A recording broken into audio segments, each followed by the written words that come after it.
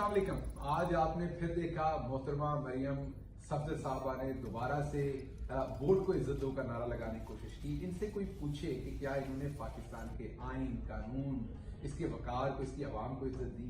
किस तरीके से हमें बेवकूफ समझा गया। मेरी और मेरे भाइयों की पाकिस्तान तो क्या बाहर भी कोई प्रॉपर्टी नहीं, लंदन तो क्या पाकिस्तान में भी कोई प्रॉपर्टी नहीं। फिर सब कुछ निकल आया, फिर कैलगरी फॉन्ट, फिर कतरी शहजादा उसका लेटर, फिर असेंबली में तकरीर, फिर आपके पीटीवी पे तकरीर, फिर अदालत में जाके झूठ। तो हमें सबको बेवकूफ समझा हुआ था। इनको लगता था हमारे माथे पे बेवकूफ लिखा हुआ है। तो ये सब कुछ बेवकूफ बना के मरियम सफदर साहबा का जो बयानिया है उसी की वजह से नून लीग यहां तक पहुंची है। अब पता नहीं वो आगे इसको कहां पहुंचाना चाहती हैं। उसके अलावा इन्होंने आज एक बयान दिया कि चोर दरवाजे से आई हुई हुकूमत।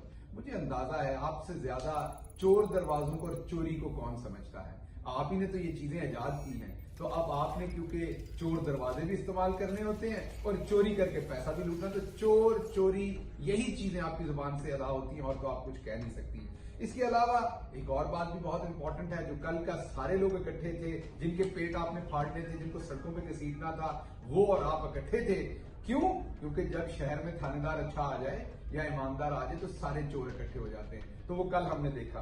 उसके अलावा एक और मेरी तरफ से बहुत ज्यादा हमदर्दी हमजा शहबाज के साथ यही सिचुएशन चौधरी निसार साहब के ऊपर आई थी कि उन्हें अपने से आधी उम्र की, जो उनकी बेटी की उम्र की थी, उनके साथ पॉलिटिक्स उनके अंडर करने, तो उन्होंने अपने जमीर का फैसला किया और वो साइड पे हो गए। हमजा शहबाज साहब ने भी 15-20 साल से काम कर रहे हैं वो पीएमएलएन के साथ, लेकिन बहरहाल उन्हें अब कंप्रोमाइज करना पड़ेगा क्योंकि शहजादी तो एक ही है जिन्होंने क्वीन बनना है। ये तो फैमिली लिमिटेड है, यहाँ पे डेमोक्रेसी तो है कोई नहीं। हमजा शहबाज साहब भी फैमिली लिमिटेड ही चाहते थे, लेकिन कोई और 100 पे सवा शेर आ गया, शेर पे सवा शेर आ गया।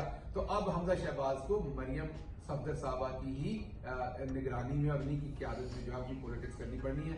मुश्किल है उनके लिए। कल भी वो बड़ा तनाव के साथ बैठे हुए थे उसमें इफ्तार में। बहरहाल ये मुश्किलात इंसान के साथ होते हैं। आप सबका बहुत शुक्रिया। पाकिस्तान जिंदाबाद।